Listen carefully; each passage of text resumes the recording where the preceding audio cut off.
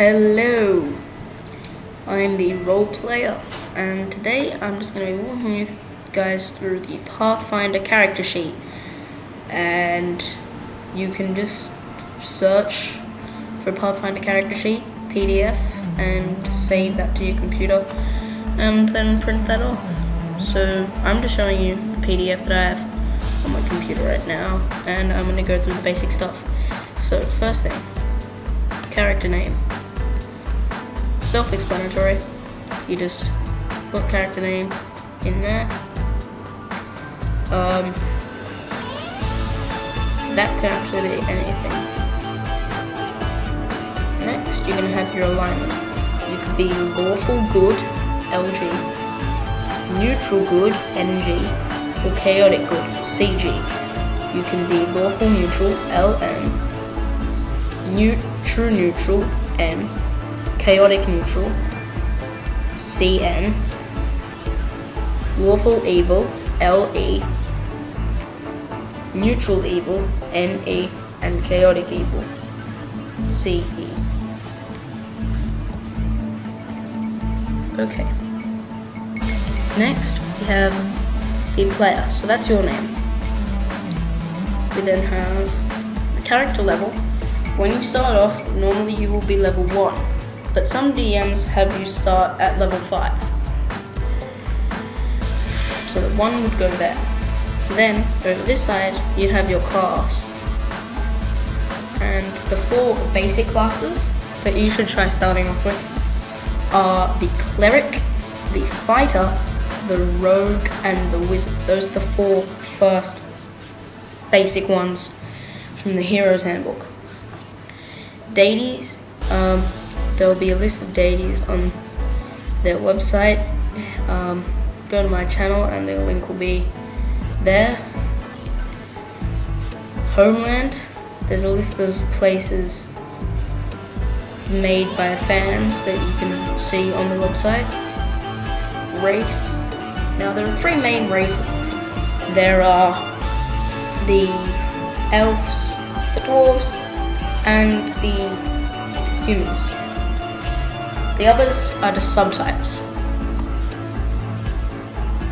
which basically means they are built off those 3. So, say I was an elf cleric, right? That's actually a pretty bad idea, but just using that as an example. You can mess around to see what combinations are good, see what combinations are bad. Then the size. A dwarf isn't.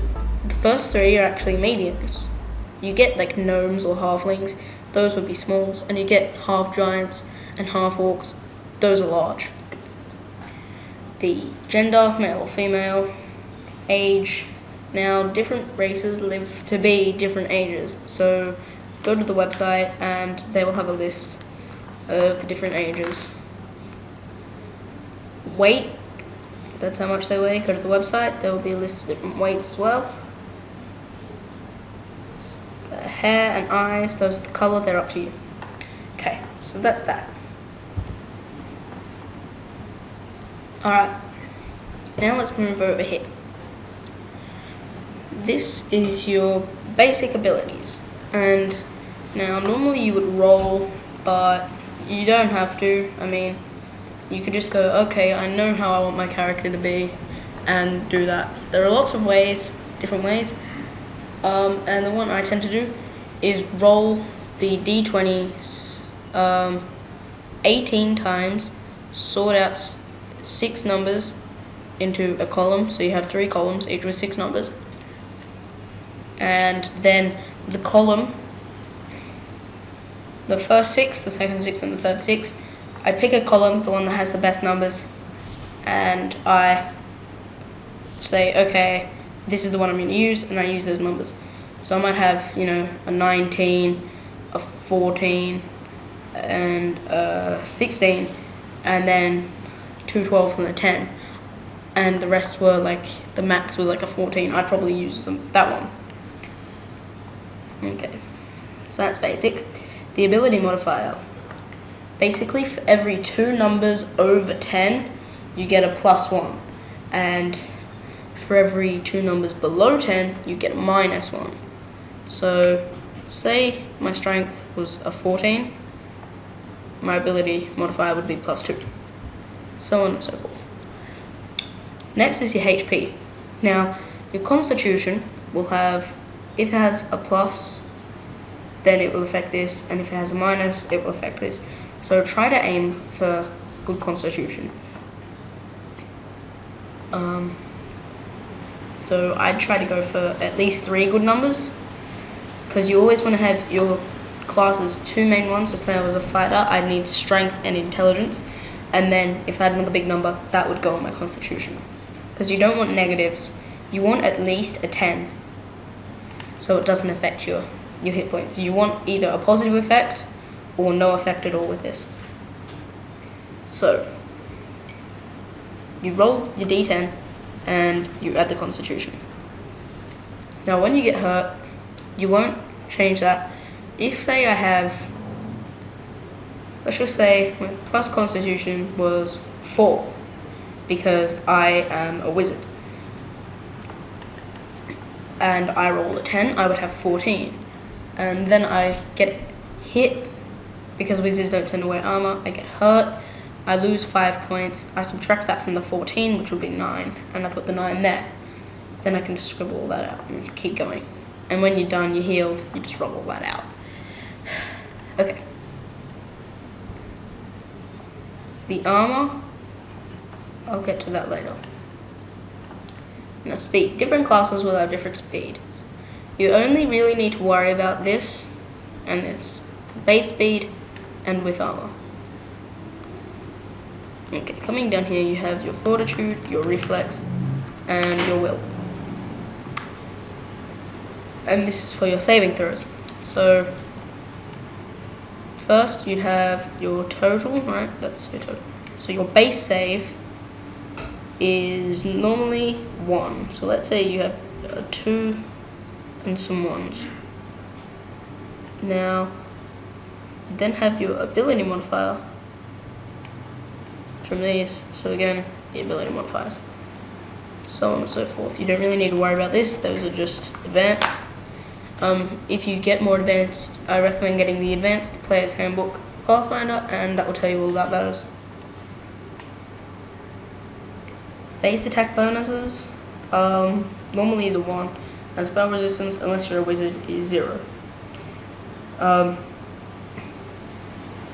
These instructions are fairly easy to follow.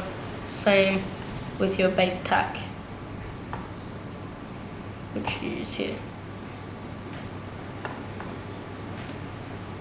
And then, plus your 10 on the bottom one. Weapons, I'll get to those in a minute. Go to the website for a list of those. And then you'll have your GP and all that to spend. Okay, now these are all the different skills. I'll go through them and explain how to use them. So each class gets a different skill. And if you had 4 different characters, each one was a different one, was a different class, and 2 were human, and the others, you had 1 dwarf and an elf, so basically an absolute variety. You would have all of these ticked, combined. You'd have all of these ticked, and sometimes some would overlap. And that would normally be with human. But that's why if you have a campaign, have at least 3 people playing, and then your DM.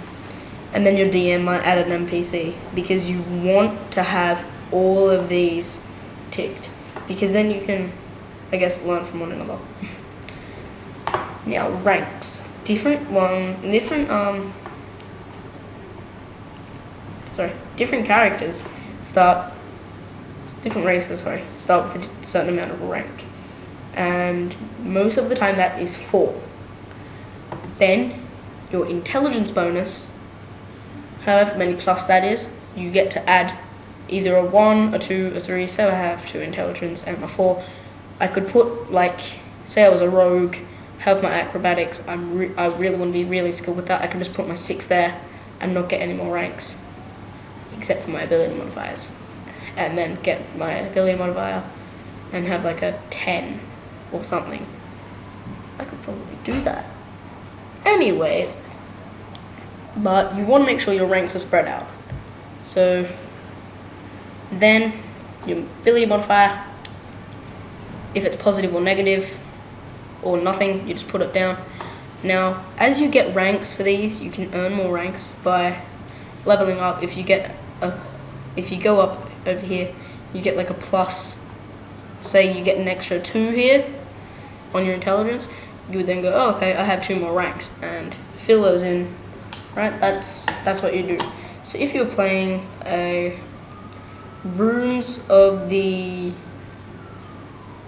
Rise of the Rune Guard, sorry, which I will be making a series on soon, it will take you from level 1 to 20. Most paths do. Most campaigns. Anyways, don't worry about the miss mod. But yeah, then you have your total bonus. Now, if you have a craft and say you're an alchemist, you might have brewing. See, now I want to be a dwarf alchemist. Anyways, perform, that'd be acrobatics, stuff like that. Although it probably wouldn't because of that. He's already there. Right, then you have your profession. You need to be trained in that. It says here, class, skill, tick, trained only. You need to be trained, right?